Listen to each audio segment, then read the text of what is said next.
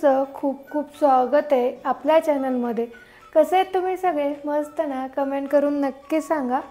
तर आता वाजलेले सकाळचे 7:45 आणि इथे मला सगळं आवरायचं आहे। खुशू पण आता जस्ट उठलेली आहे, तर तुम्हाला दाखवते। तर आज ना तिच्या स्कूलचा पहिला दिवस आहे आणि खुशूचे बाबा मीटिंगला गेलेले आहेत आणि इथे मी सगळंच आवरते। आणि तिनं कसं आहे माहिती आहे का, जेव्हा तिच्यासोबत कोणी नसेल ना थोडंसं घाबरते तिने आणि कंटिन्यू माझ्यासोबत असते। तर आता स्कूलमध्ये कसं करेल याचं तर टेन्शन येतच आहे। त्याचबरोबर ना मी खूप जास्त नर्वस होते, माहीत नाही का, असं वाटत आहे की माझाच पहिला स्कूलचा दिवस आहे। खूप जास्त असं भीती पण वाटत आहे, कारण खुशूला ना मी आतापर्यंत फक्त मम्मी पप्पाजवळ ठेवलेलं होतं आणि त्याच्यानंतर ना आमच्याबरोबरच आता तिथं सोडून यायचं म्हटल्यानंतर ना थोडीशी भीती वाटते आणि थोडीशी इमोशनल पण होईल। पण ठीक आहे, आता आवरायचं, त्याच्यासाठी टिफिन पण बनवायचा। काल तिच्या टीचरने सांगितलं होतं की फर्स्ट डे आहे तर फ्रूट्स आणि काहीतरी द्या म्हणून। इथे बघा खुशू उठलेली आहे, आता तयार करायचं कारण तिचं स्कूल आहे 9:30चं। तर फर्स्ट डे तर आम्हाला लवकरच जायचं आहे। खुशू तू स्कूलला जाणार? Khushu, what is your name?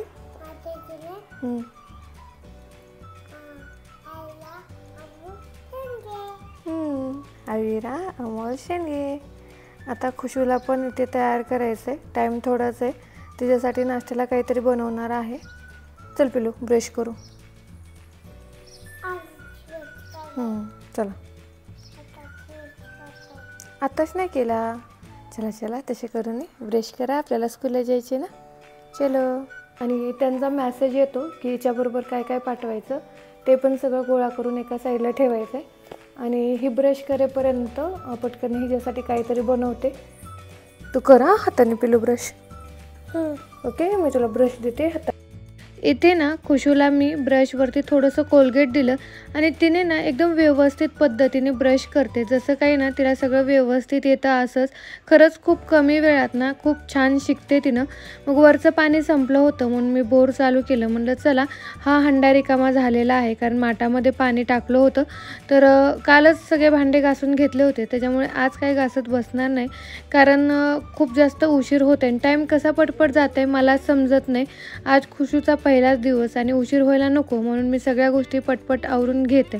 आणि खुशू बघा मला सोडून राहतच नाही, तिच्याबरोबर ना कोणीतरी एक माणूस असायला पाहिजे। जर मी काम करत असेल तरच ती मला सोडते, नाहीतर असंच माझ्याबरोबर असते आणि असं निवांत पण बसत नाही, मला घे घे सारखं माझ्या पाठीमागं असते।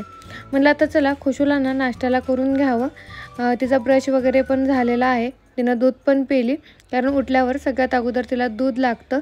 मग तिच्या आवडीचा इथे ना मी डोसा बनवलेला आहे, कारण ऑलरेडी माझ्याकडे तांदळाचं पीठ होतं।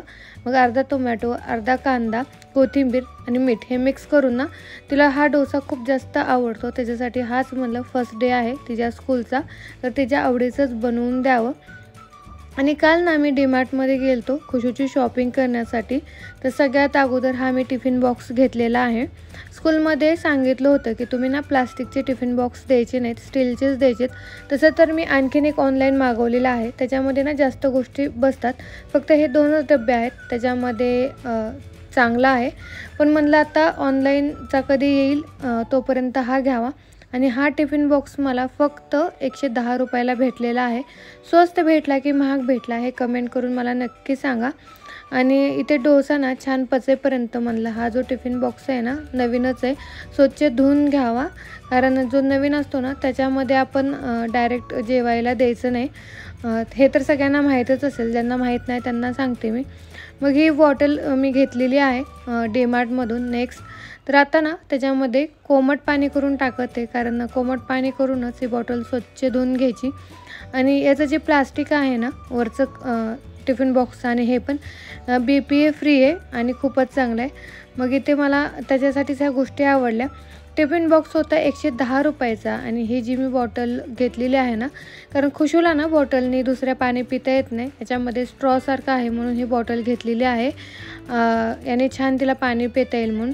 ही बॉटल मला भेटलेली आहे 149 रुपयाला. स्वस्त भेटले की महाग भेटलं कमेंट करून नक्की सांगा.